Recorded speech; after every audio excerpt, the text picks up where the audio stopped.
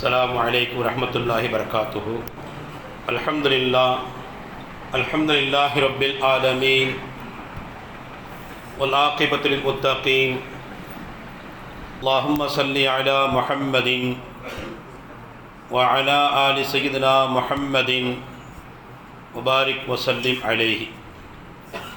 أما بعد فقد قال الله تعالى في القرآن العظيم والفرقان المجيد: فأعوذ بالله من الشيطان الرجيم بفضل بسم الله الرحمن الرحيم.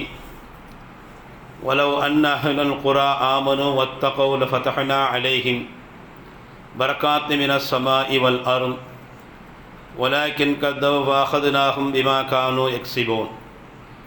وقال نبينا محمد رسول الله صلى الله عليه وسلم: إن في جنة باب يقال له الريان يدخل منه الصائمون يوم القيامة لا يدخل منه أحدا غيرهم. صدق الله العلي العظيم وصدق رسوله النبي الكريم ونحن على ذلك من الشاهدين والحمد لله رب العالمين. சலாத்தென்னும் கருணையும் சலாமென்னும் ஈடேற்றமும் நபிகள் பெருமானார் ரசூலுல்லாஹி ஸல்லல்லாஹு அலைஹி வஸல்லம் அவர்கள் மீதும் அவர்களை பின்பற்றி வாழ்ந்த உத்தம சத்திய சஹாபாக்கள், தாபீன்கள், தபஅ தாபீன்கள், அவுலியாக்கள், நாதாக்கள், ஷுஹதாக்கள் அனைவர்கள் மீதும், குறிப்பாக சங்கை பொருந்திய ஜும்மாவுடைய மஜ்லிஸிலே அமர்ந்திருக்கும் நம் அனைவர்கள் மீதும் அல்லாஹுவின் அருளும் அன்பும் அளப்பெரும் கிருபையும் என்றென்றும் உண்டாவட்டுமாக. கண்ணியத்திற்குரிய அல்லாஹ்வின் நல்லடியார்களே, இன்றைய தினம் ரமலான் மாதத்தினுடைய முதல் வெள்ளிக்கிழமை ஜும்மாவுடைய நாளிலே நாம் அமர்ந்திருக்கின்றோம். அல்லாஹ்வினுடைய மகத்தான பேரருள் அளப்பெரும் கிருபை இந்த சங்கை மிக்க புனிதமான ரமலான் மாதத்தை அடைய பெற்று அந்த மாதத்தில் நோன்பு நோற்கக்கூடிய பாக்கியத்தை அல்லாஹ் நமக்கு வழங்கியிருக்கிறான்.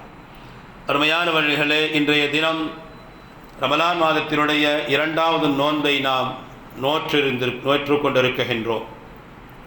நாம் நோற்றிருக்கக்கூடிய வைத்து கொண்டிருக்கக்கூடிய இந்த நோன்பு அது எத்தகைய சிறப்புக்குரியது, அது எவ்வளவு மாண்புமிக்கது என்பதை நாம் உணர்ந்து உளப்பூர்வமாக அந்த நோன்பை நாம் நோக்க வேண்டும். என்று சொன்னால் நபிகள் நாயகம் ஸல்லல்லாஹு அலைஹி வஸல்லம் அவர்கள் சொல்லுவார்கள்: மன் சாம ரமலான ஈமானம் வ இஹ்திசாபன். யார் ரமலான் மாதத்தில் ஈமானுடனும் நன்மையை எதிர்பார்த்து நோன்பு நோக்குகின்றாரோ அவருடைய முன் செய்த பாவங்கள் எல்லாம் மன்னிக்கப்படும் என்பதாக நபிகள் பெருமானார் ஸல்லல்லாஹு அலைஹி வஸல்லம் அவர்கள் சொல்லி காட்டுவார். அருமையானவர்களே, அந்த அடிப்படையில் ரமலானிலே நாம் நோக்கக்கூடிய இந்த நோன்பு எவ்வளவு பெரிய பாக்கியங்களை நமக்கு பெற்றுத் தருகின்றது. நபிகள் பெருமானார் ஸல்லல்லாஹு அலைஹி வஸல்லம் அவர்கள் இந்த ரமலானிலே நோக்கக்கூடிய நோன்பிற்கென்று சொல்லி தரப்பட்ட சிறப்புகள் என்ன, அதனுடைய நன்மைகள் என்ன என்பவற்றையெல்லாம் நாம் புரிந்து தெரிந்து அதன் மீது உளப்பூர்வமான ஆழமான அழுத்தமான நம்பிக்கை கொண்டு அந்த நோன்பை நாம் நோக்குகின்ற பொழுதுதான் அல்லாஹ்விடத்திலே அதற்குண்டான உரிய பலன் அங்கீகாரம் நமக்கு கிடைக்கும்.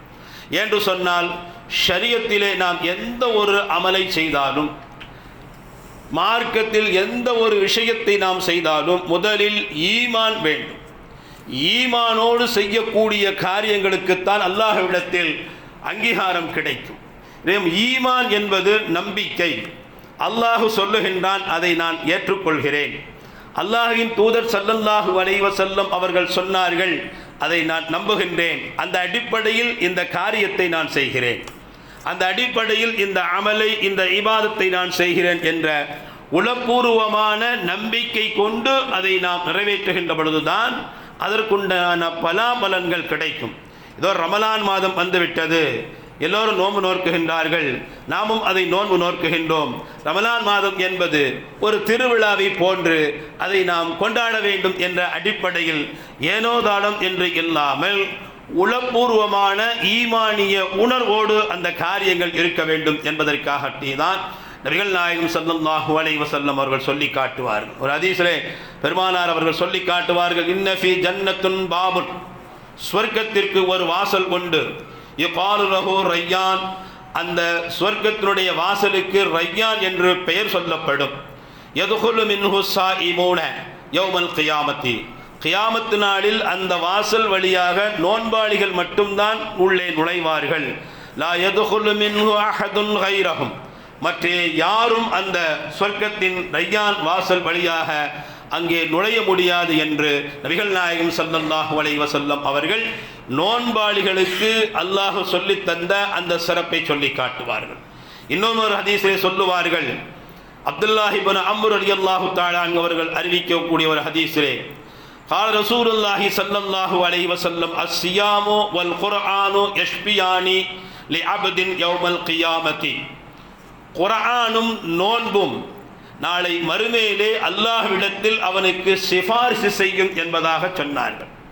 நாம் நோற்றிருக்கக்கூடிய இந்த நோன்பு இருக்கிறதே, இது சாதாரணமான நோன்பு அல்ல. இந்த நோன்பு நாளை மறுமையில் அல்லாஹ்வினுடைய சன்னிதானத்தில் நாம் விசாரணைக்கு நிறுத்தப்பட்டிருக்கின்ற பொழுது அந்த நோன்பு வந்து சொல்லும், இவனை நீ விட்டுவிடு, இவன் நோன்பு நோற்றவன், நோன்பாளி என்று நமக்காக அது பரிந்துரை செய்யும் என்று நபிகள் நாயகம் ஸல்லல்லாஹு அலைஹி வஸல்லம் அவர்கள் சொல்லுவார். ஐயு ரப்பி மனஅதுஹு தஆம வஷ்ஷஹவாதி பின் நஹாரி, அந்த நோன்பு சொல்லும், யா இறைவா, இவன் எனக்காக வேண்டி நோன்புக்காக வேண்டி தன்னுடைய உணவு குடிபானங்களை அவன் தடுத்து வைத்துக் கொண்டிருந்தான், தன்னுடைய மனோ இச்சை ஆசைகளை எல்லாம் அவன் தடுத்திருந்தான், இருந்து அவன் நோன்பு நோற்றான், எனவே என்னுடைய சிபாரிசை நீ ஏற்றுக்கொள், என்னுடைய பரிந்துரையை ஏற்றுக்கொள் என்று அந்த நோன்பு சொல்லும் என்பதாக நபிகள் நாயகம் ஸல்லல்லாஹு அலைஹி வஸல்லம் அவர்கள் சொல்லி காட்டுவார்கள். இன்னொரு ஹதீஸில் ஹஜ்ரத் அபூ ஹுரைரா ரலியல்லாஹு தஆலா அன்ஹு அவர்கள் அறிவிப்பார்கள், குல்லு அமலி இப்னி ஆதம யுதாஃபுல் ஹஸனதி அஷர அம்சாலிஹா இலா 700 லிஃபின்.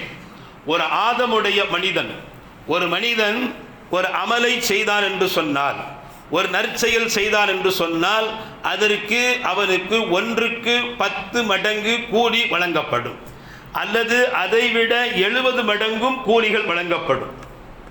இப்போ எந்த ஒரு காரியம், அமல்கள், இபாதத்துக்கள் வணக்கமாக இருந்தாலும் அவனுக்காக வேண்டி ஒரு நன்மை எழுதப்படும், அல்லது அது 10 மடங்காகவும் ஆக்கி தரப்படும், அல்லது அது 70 மடங்காகவும் ஆக்கி தரப்படும் என்று சொல்லிவிட்டு சொல்லுவார்கள், காலல்லாஹு அஸ்ஸ வ ஜல்ல, அல்லாஹ் ஜல்ல ஷானஹு வ தஆலா சொன்னான், இல்ல ஸௌம, நோன்பை தவிர, ஃபஇன்னஹு லீ, அது எனக்குரியது, வ அன அஜ்ரி பிஹி, நானே அதற்கு கூலியாக இருக்கிறேன் என்று அல்லாஹ் சொன்னதாக சொல்லி காட்டுவார். இப்போ ஒவ்வொரு அமல்களுக்கும் இபாதத்துக்களுக்கும் ஒரு நன்மை, 2 நன்மை, 10, 70 என்று அதை பிரித்து பிரித்து ஒரு கணக்கின் அடிப்படையில் அதை சேர்த்து வைக்கப்படும். ஆனால் நோன்பை தவிர, நோன்புக்கு இத்தனை நன்மை, இவ்வளவு கூலி என்பதெல்லாம் கிடையாது. அல்லாஹ் சொல்லுகின்றான், அந்த நோன்பு எனக்குரியது, அதனுடைய கூலி நானாகவே இருக்கிறேன் என்று அல்லாஹ் ஜல்ல ஷானஹு வ தஆலா சொன்னதாக நபிகள் நாயகம் ஸல்லல்லாஹு அலைஹி வஸல்லம் அவர்கள் சொல்லி காட்டுவார்கள். இன்னும் ஒரு ஹதீஸிலே சொல்லுவார்கள், லிஸாயிமின் ஃபர்ஹதானி, ஃபர்ஹத்துன் இன்த ஃபித்ரத்தின் வ ஃபர்ஹத்துன் இன்த லிகாஇ ரப்பிஹி, நோன்பாளிக்கு இரட்டை மகிழ்ச்சி.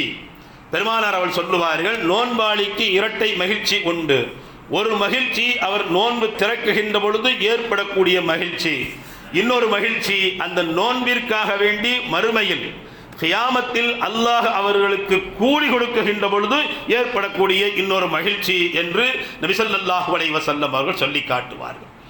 இன்னொரு ஹதீஸிலே சொல்லி காட்டுவார்கள், வல் ஹுலூஃபு ஃபீஹி அத்யபு இன்தல்லாஹி மின் ரீஹில் மிஸ்க், நோன்பாளிகளுடைய வாயிலிருந்து வரக்கூடிய வாடை இருக்குகின்றதே, அது அல்லாஹ்விடத்தில் கஸ்தூரியை விடவும் மேலானது என்று நபிகள் நாயகம் ஸல்லல்லாஹு அலைஹி வஸல்லம் அவர்கள் சொல்லி காட்டுவார். அருமையானவர்களே, இந்த ரமலானிலே நாம் நோக்கக்கூடிய இந்த நோன்பிற்கு இத்துணை மகத்துவம், மேன்மைகள் இருக்குகின்றன, இத்துணை சிறப்புகள் இருக்குகின்றன. இவைகளெல்லாம் ஏன் இப்பொழுது நான் பதிவு செய்கிறேன் என்று சொன்னால், இவைகளை நம்முடைய மனதில் கொண்டு வந்து ஆழ பதிய வைத்து, நாம் நோக்கக்கூடிய நோன்பிற்கு இந்த கூலி உண்டு என்ற ஒரு நம்பிக்கை, ஈமானிய உணர்வு நமக்கு வர வேண்டும். அந்த ஈமானிய உணர்வோடு அந்த எதிர்பார்ப்போடு அந்த நோன்புகளை நாம் நோக்க வேண்டும் என்ற அடிப்படையில் நாம் இந்த விஷயத்தை இங்கே நாம் பதிவு செய்கின்றோம். அருமையானவர்களே, நோன்பு என்பது அது எவ்வளவு மகத்துவமிக்க ஒரு நோன்பு என்று சொன்னால், நாம் எல்லாம் நோன்பு என்று சொன்னால் எப்படி விளங்கி வைத்திருக்கிறோம் என்று சொன்னால், அது உடலில் ஒரு பலகீனத்தை ஏற்படுத்தும் என்பதாக. காலையிலிருந்து மாலை வரைக்கும் உண்ணாமல் பருகாமல் நாம் இருக்கிறோம். எனவே நம்முடைய எனர்ஜி எல்லாம், ஹெல்த் சக்தி எல்லாம் குறைந்து பலகீனமாக ஆகிவிடுவோம் என்று நாம் எண்ணிக்கொண்டிருக்கிறோம். ஆனால் அல்லாஹ்வுடைய தூதரும் சொல்லுகின்றார்கள், ரமலானிலே நாம் நோக்கக்கூடிய அந்த நோன்பு இருக்குகின்றதே, அது வெளித்தோற்றத்திற்கு நம்முடைய உடல் உறுப்புகளுக்கு ஒரு பலகீனத்தையும் ஒரு தளர்வையும் ஏற்படுத்தினாலும் கூட உள்ளத்திற்கு அது ஒரு புத்துணர்ச்சியை ஏற்படுத்தி தரும், உள்ளத்திற்கு ஒரு வலிமையை ஏற்படுத்தி தரும். வலிமை, சக்தி, ஆற்றல் என்பது என்ன தெரியுமா? அது எங்கிருந்து பிறக்கிறது என்று தெரியுமா? அது உள்ளத்திலிருந்து தான் பிறக்குகின்றது. நம்ம கை கால்களில் இருக்கக்கூடிய வலிமை, சக்தி, ஆற்றல் என்பது அல்ல. சில நபர்களை நாம் பார்ப்பதற்கு ஆஜாகு பாகுவான் போல மிக திடகாத்திரமான மனிதனாக இருப்பான். ஓங்கி சத்தமாட்டா வீட்டுக்குள் ஓட்டி ஒழிஞ்சுக்கிடுவான். அப்படி ஒரு பயம். ஏன்று சொன்னால் அந்த உள்ளம் பயத்தில் கிடக்குகிறது, அந்த உள்ளம் பலகீனமாக இருக்கிறது என்று அதனுடைய பொருள். சில மனிதனை பார்த்தா இவெல்லாம் ஒரு ஆளா என்ன தகணும், ஆனால் முந்திக்கிட்டு வருவான் எல்லா விஷயத்துக்கும். காரணம் உள்ளம்தான் காரணம்.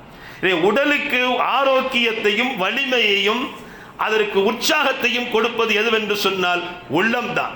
எனவே ரமலானிலே நாம் நோக்கக்கூடிய நோன்பு இருக்குகின்றதே, அது உள்ளத்திற்கு புத்துணர்ச்சியை தருகின்றது, வலிமையை தருகின்றது. எதையும் செய்யக்கூடிய ஆற்றல் நமக்கு உண்டு என்ற வலிமை அது தருகிறது என்று சொன்னால் அல்லாஹ்வின் மீது உண்டான அந்த நம்பிக்கை. வரலாற்றை நாம் புரட்டி பார்த்தோம் என்று சொன்னால் மிகப்பெரிய நிகழ்வுகள் எல்லாம் ரமலான் மாதத்திலே நடந்திருப்பதை நாம் பார்க்க முடியும். சென்ற வாரம் ஜும்மாவில் கூட நாம் சொன்னோம், பத்ர் யுத்த களம் எங்கே நடந்தது என்று சொன்னால் ரமலானிலே தான் பத்ர் யுத்தம் நடந்தது. உலக வரலாற்றிலேயே அப்படி ஒரு யுத்தத்தை உலகத்தில் யாரும் பார்த்திருக்க மாட்டார்கள்.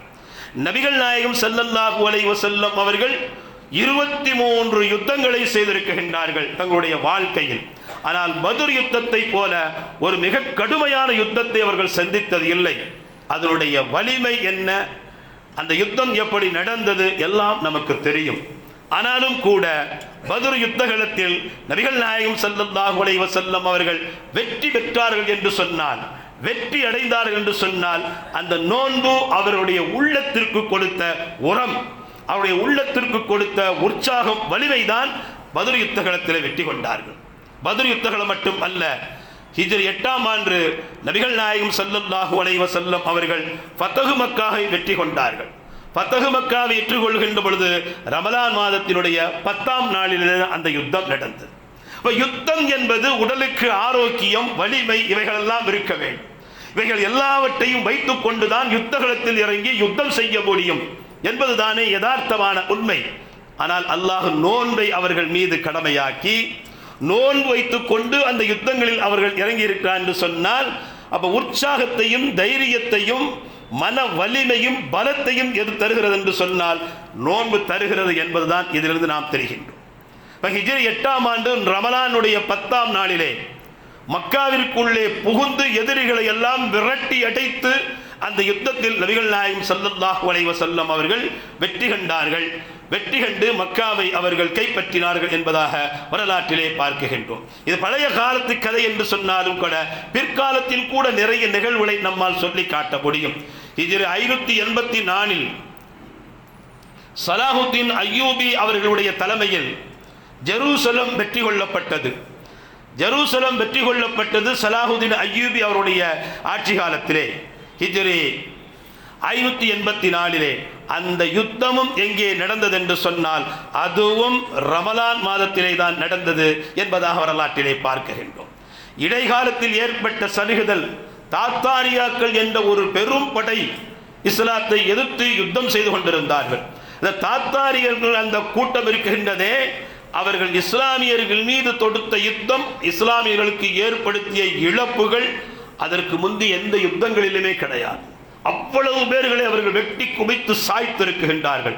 ஆனால் அந்த தாத்தாரியர்களை யுத்தத்தில் அவர்களை இஸ்லாமியர்கள் வெற்றி கொண்டது ரமலான் மாதத்திலே என்பதுதான் வரலாறு நமக்கு சொல்லித் தருகிறது. அருமையானவர்களே, இவைகளெல்லாம் நமக்கு எதை சொல்லித் தருகிறது என்று சொன்னால், ரமலான் மாதம் நமக்கு ஒரு வெற்றிக்குரிய ஒரு மாதம், உள்ளத்திற்கு உற்சாகத்தை ஏற்படுத்தி தரக்கூடிய ஒரு மாதம். எனவே அந்த மாதத்தில் நாம் நோன்பு நோற்றதின் மூலமாக ஈமானிய வலிமையை நாம் பெறுகின்றோம். அல்லாஹ்வின் மீது அழுத்தமான நம்பிக்கை நமக்கு கிடைக்கின்றது. உலகத்தில் என்ன வேண்டுமானாலும் நடக்கட்டும், எதையும் நான் சந்திக்க தயாராக இருக்கிறேன் என்ற ஒரு தைரியத்தை, மன தைரியத்தை இந்த நோன்பு தருகிறது என்பதுதான். அதனால் தான் ரமலான் மாதம் எப்பொழுதெல்லாம் துவங்குகிறதோ அப்பொழுதெல்லாம் எதிரிகள் இஸ்லாத்தை வீழ்த்த வேண்டும் என்று கங்கணம் கட்டி கொண்டிருக்கக்கூடியவர்கள், எதிரிகள் நம் மீது அந்த ரமலானில் தான் ஏதாவது ஒரு அம்பை எய்து கொண்டே இருப்பார்கள். ஏனென்று சொன்னால் அவருடைய உள்ளத்திற்கு உரம் சேர்க்கக்கூடிய, அவருடைய ஈமானிய உணர்வை தட்டி எழுப்பக்கூடிய, உள்ளத்திற்கு ஆற்றலையும் வலிமையும் மன தைரியத்தையும் ஏற்படுத்தி கொடுக்கக்கூடிய இந்த ரமலான் மாதத்தில் இவர்களை விட்டு வைத்தோம் என்று சொன்னால் இதிலிருந்து அவர்கள் புத்துணர்ச்சி பெற்று நம்மை எதிர்த்து வருவார்கள் என்பதற்காக ரமலானிலே தான் எதிரிகள் ஏதாவது ஒன்றை செய்து கொண்டே இருப்பார்கள். இன்றைக்கு கூட நீங்கள் கேள்விப்பட்டிருப்பீர்கள், பாரதிய ஜனதா கட்சி ஆட்சி செய்யக்கூடிய மகாராஷ்டிரா மாநிலத்தில் ஒரு சட்டம் நேற்று இயற்றப்பட்டிருக்கிறது. என்ன சட்டம் தெரியுமா? இதுவரையிலையும் அந்த மாநிலத்தில் முஸ்லிம்களுக்கு ஒதுக்கப்பட்டிருந்த 5% இடஒதுக்கீடு ரத்து செய்யப்படுகிறது. இப்ப காலங்கள் செல்ல செல்ல எப்படி அது இம்ப்ரூவ்மெண்ட் ஆகும் என்பதற்கு மாற்றமாக ஏற்கனவே நெளிவுற்று கிடக்கக்கூடிய அந்த சமுதாயத்தை கொஞ்சம் தூக்கி நிறுத்தி அவர்களுக்கு ஏதாவது செய்ய வேண்டும் என்ற அடிப்படையில் முந்தைய அரசாங்கம் செய்து வைத்த அந்த நற்செயல்களை, நற்காரியங்களை, அந்த 5% இடஒதுக்கீட்டையும் நாம் ரத்து செய்யும். 5% இடஒதுக்கீடு என்பதே ரொம்ப மட்டமானது. அதை வைத்துக்கொண்டு இந்த சமுதாயம் எந்த முன்னேற்றத்தையும் அடைய போறது இல்லை. அப்ப அதை ஏன் ரத்து செய்ய வேண்டும்?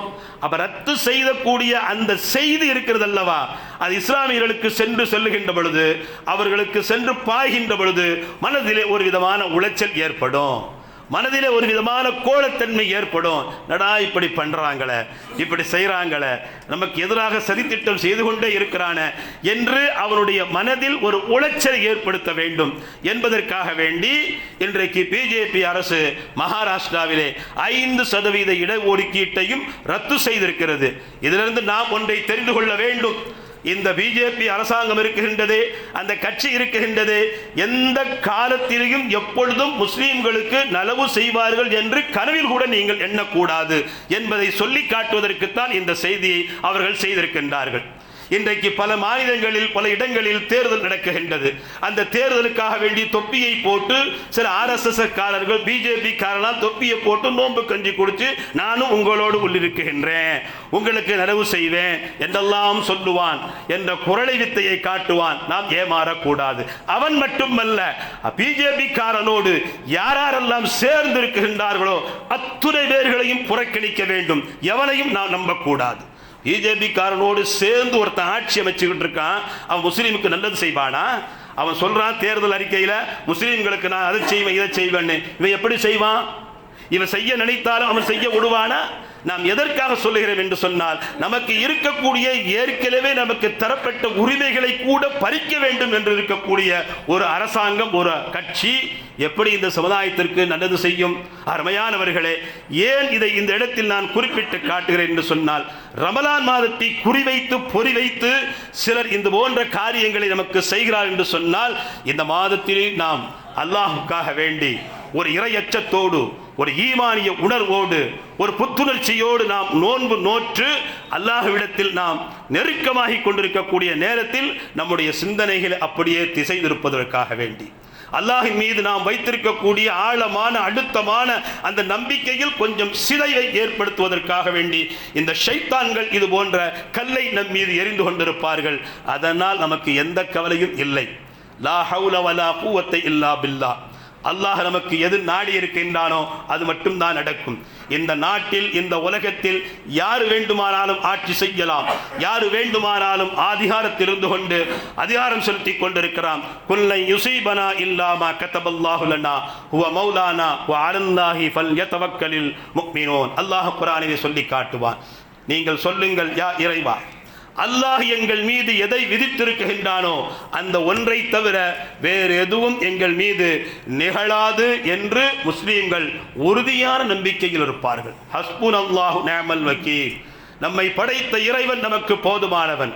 அவன் எதை நாடுகிறானோ அதுதான் இந்த உலகத்தில் நடைபெற்றுக் கொண்டிருக்கிறது என்ற நம்பிக்கையை நாம் இப்படி அதை நாம் திருப்ப வேண்டும். நம்முடைய நம்பிக்கையையும் நம்முடைய ஈமானையும் சிதைப்பதற்காக வேண்டி, அதிலே குளறுபடியை ஏற்படுத்துவதற்காக வேண்டி அவர்கள் செய்யக்கூடிய இந்த சதித்திட்ட செயல்களை இந்த கலிமாவை கொண்டு லா ஹவுல வலா குவத்த இல்லா பில்லாஹ் ஹஸ்புனல்லாஹு நிஅமல் வக்கீல் குல் லன் யுஸீபனா இல்லா மா கதபல்லாஹு லனா, இதெல்லாம் அல்லாஹ் நாடுனதுதான் இந்த உலகத்தில் நடக்கும். நபிகள் நாயகம் ஸல்லல்லாஹு அலைஹி வஸல்லம் அவர்கள் சொல்லுவார்கள், உலகத்தில் எங்கோயோ ஒரு மூலையிலே நின்று கொண்டிருக்கக்கூடிய ஒரு காய்ந்து இத்து போன ஒரு மரம், அந்த மரத்திலிருந்து ஒரு இலை கீழே விழுகிறது என்று சொன்னால் அது அல்லாஹ்வினுடைய அனுமதி இல்லாமல் விழாது, அது அல்லாஹ்விற்கு தெரியாமல் விழாது. இதுதான் ஒரு முஃமின் கொண்டிருக்கக்கூடிய நம்பிக்கை. அருமையானவர்களே, அந்த அடிப்படையில் இந்த ரமலானை நாம் சந்தித்து இந்த ரமலானை நாம் நோன்பு நோற்றுக் கொண்டிருக்கின்றோம். நம்முடைய ஈமானை வலுப்படுத்துவதற்காக வேண்டி இந்த ரமலான் மாதத்தை பற்றி நபிகள் நாயகம் ஸல்லல்லாஹு அலைஹி வஸல்லம் அவர்கள் ஒரு ஹதீஸில் சொல்லி காட்டுகின்ற பொழுது பரக்கத்து நிறைந்த மாதம் என்பதாக சொல்லி காட்டுவார். கத் ஜாஅக்கும் ஷஹ்ருர் ரமலான், ரமலான் என்ற ஒரு மாதம் உங்களிடத்தில் வருகின்றது. ஷஹ்ருன் முபாரக்குன், அந்த மாதம் பரக்கத்து பொருந்திய மாதம். இஃப்தரல்லாஹு அலைக்கும் ஸியாம, அல்லாஹ் அந்த மாதத்தில் உங்கள் மீது நோன்பு நோட்பதை கடமையாக ஆக்கி வைத்திருக்கின்றான். வயஃப்தஹு ஃபீஹி அப்வாபுல் ஜன்னா, சொர்க்கத்தினுடைய வாசல்கள் எல்லாம் திறந்து வைக்கப்படுகின்றது. வயகல்லிகு ஃபீஹி அப்வாபுல் ஜன்னா, நரகத்தினுடைய வாசல்கள் அடைக்கப்படுகின்றன. வதகல்லு ஃபீஹி ஷயாத்தீன், ஷைத்தான்களுக்கு விலங்கிடப்படுகின்றது. வஃபீஹி லைலத்துல் கத்ரி மின் அல்ஃபி ஷஹரின், 1000 மாதங்களை விட சிறந்த இரவு அந்த மாதத்தில் இருக்கிறது. இத்துணை சிறப்பை நபிகள் நாயகம் ஸல்லல்லாஹு அலைஹி வஸல்லம் அவர்கள் சொல்லுவார்கள். ரமலான் மாதம் உங்களுக்கு வருகின்றது. அந்த மாதத்தில் அது எப்படிப்பட்ட மாதம் என்று சொன்னால் பரக்கத்து நிறைந்த மாதம் என்பதாக சொன்னார். பரக்கத்து நிரம்பிய ஒரு மாதம் உங்களிடத்தில் வருகின்றது. அந்த பரக்கத்தான் அந்த மாதத்தில் எவைகளெல்லாம் நமக்கு பரக்கத்தை கொண்டு வந்து தருமோ அவைகளெல்லாம் அல்லாஹ் திறந்து விடுகின்றான். பரக்கத்திற்கு இடையூறாக எவைகளெல்லாம் இருக்குமோ அதையெல்லாம் அல்லாஹ் அடைத்து விடுகின்றான். சொர்க்கத்தினுடைய வாசல்கள் திறக்கப்படுகிறது, பரக்கத்தினுடைய அடையாளம். நரகத்தினுடைய வாசல் அடைக்கப்படுகிறது, அந்த நரகத்திற்கு செல்லாமல் தடுப்பதற்குண்டான பரக்கத்தை தடுக்கக்கூடிய செயல்கள். ஷைத்தான்களுக்கு விலங்கிடப்படுகிறது, அந்த ஷைத்தான் நம்மை பரக்கத்தான வாழ்வை விட்டும் தடுக்கக்கூடியவன், எனவே அவனுக்கு விலங்கிடப்படுகிறது. 1000 மாதங்களை விட சிறந்த இரவு வருகிறது.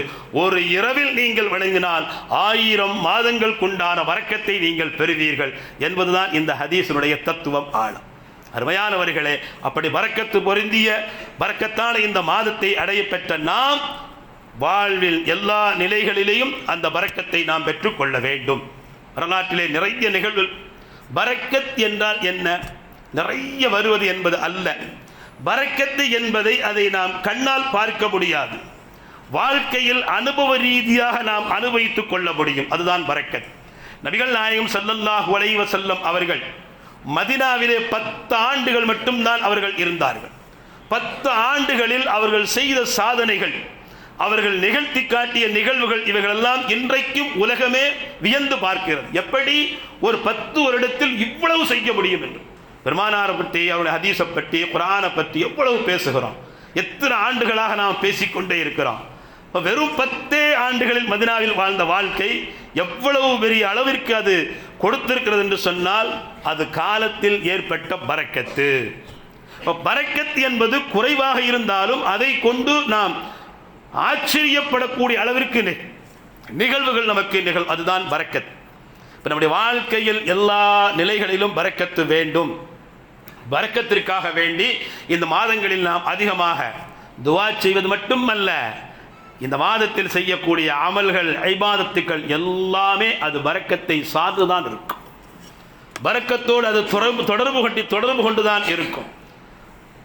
நீங்கள் எல்லாம் கேள்விப்பட்டிருப்பீர்கள், ஹஜ்ரத் பிலால் ரலியல்லாஹு தஆலா அன்ஹு அவர்கள், ஹஜ்ரத் பிலால் ரலியல்லாஹு தஆலா அன்ஹு அவர்களை உமையா என்பவன் அடிமையாக வைத்திருந்தான்.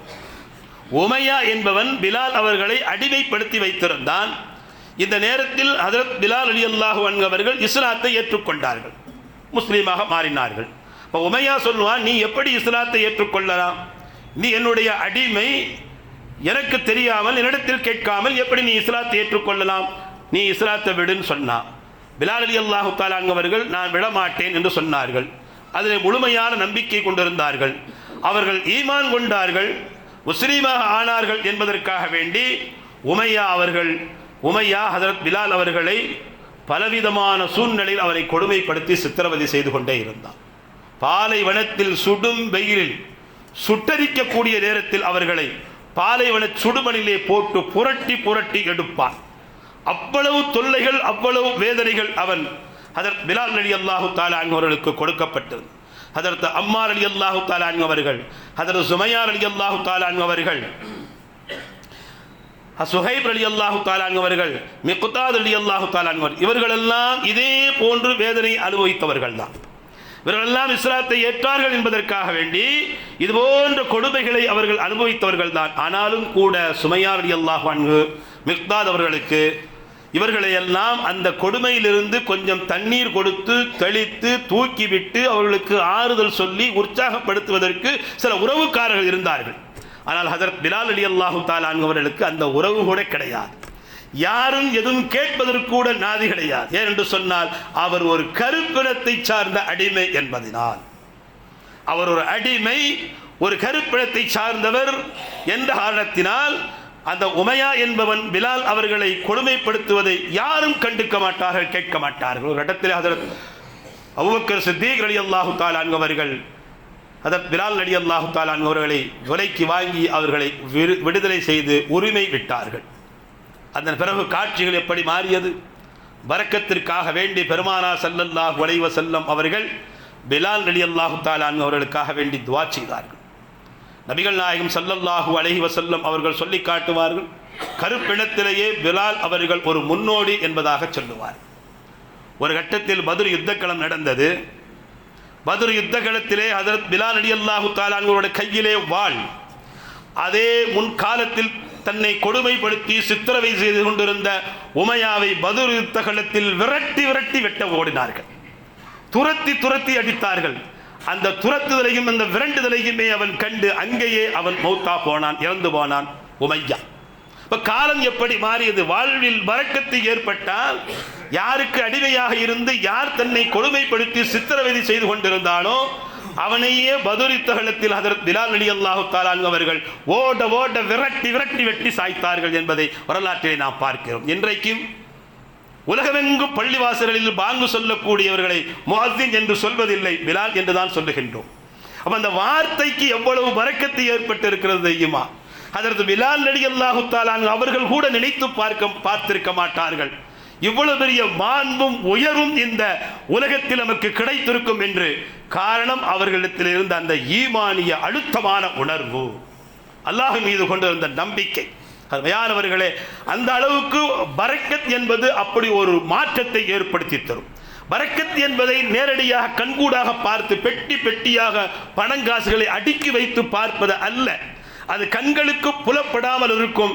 அது வாழ்க்கையில் நமக்கு மகிழ்ச்சியையும் சந்தோஷத்தையும் ஏற்படுத்தி தந்து கொண்டே இருக்கும் வாழ்நாள் முழுவதும். அதுதான் பரக்கத்.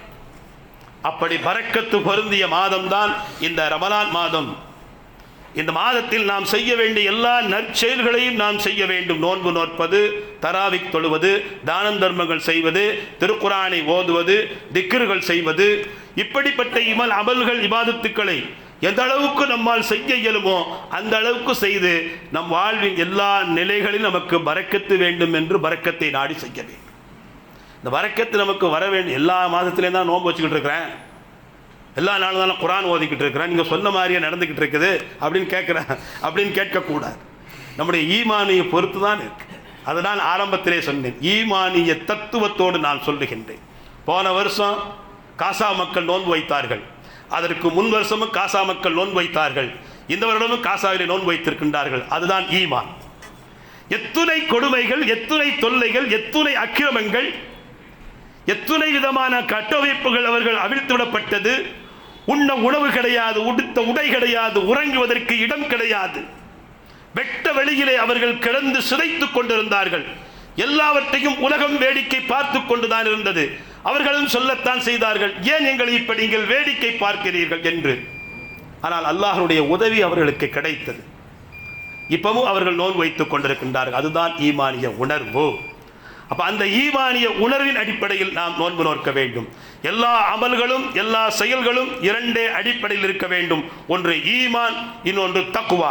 இரண்டு அடிப்படையில் இருந்தால் வானத்தை பொத்து கொண்டு பரக்கத்து இறங்கும் என்று அல்லாஹ் குர்ஆனிலே சொல்லி காட்டுகின்றான். சூரத்துல் ஆராஃப் என்ற 96வது வசனத்திலே, வலவ் அன் அஹ்லல் குரா ஆமனு வத்தகவ், அவர்கள் ஈமான் கொண்டு இறை எச்சத்தோடு இருந்தால் லஃபதஹ்னா அலைஹிம் பரக்காத்தி மினஸ் ஸமாஇ வல் அர்தி, வானத்திலிருந்தும் பூமியிலிருந்தும் பரக்கத்தை நாம் பொழிந்து கொண்டே இருப்போம் என்று அல்லாஹ் சொல்லுகின்றான். எல்லாம் அல்லாஹ்வுக்கு சுப்ஹானஹு வ தஆலா ரமலானை அடையப்பட்ட நாம் இந்த மாதத்தை பரக்கத்து பொருந்திய மாதமாக அல்லாஹ் நமக்கு தந்தருள்வாடிப்பானாக. இந்த மாதத்தில் செய்ய வேண்டிய எல்லா நற்செயல்களையும் ஈமானி உணர்வோடு பரிபூர்ணமாக செய்வதற்கு அல்லாஹ் தௌஃபீக் செய்வானாக. வாஹித் அல்ஹம்துலில்லாஹி ரப்பில் ஆலமீன். அஸ்ஸலாமு அலைக்கும் வரஹ்மத்துல்லாஹி வபரகாத்துஹு.